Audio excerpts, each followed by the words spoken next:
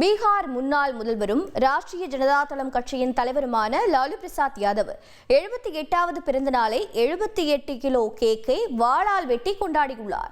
கூடுதல் தகவல்களை செய்தியாளர் ரமேஷ்குமார் வழங்க கேட்கலாம்.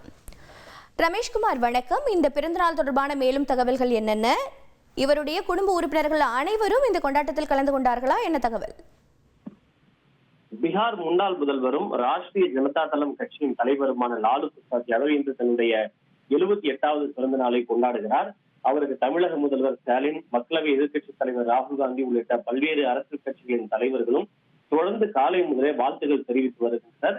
இந்த நிலையில் அவரது கட்சியை சார்ந்த ஏராளமான தொண்டர்கள் மற்றும் நிர்வாகிகளும் அவரது வீட்டில் குழுமியிருந்து அவருக்கு பிறந்த நாள் வாழ்த்து தெரிவித்து அவரிடம் ஆசியை தொடர்ச்சியாக பெற்று வருகின்றனர்.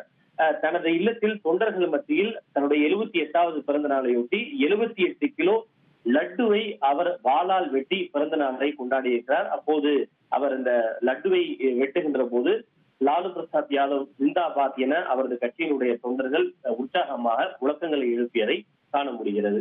தகவல்களுக்கு நன்றி ரமேஷ்குமார். செய்திகளை உடனுக்குடன் தெரிந்து கொள்ள உடனே சப்ஸ்கிரைப் பண்ணுங்க.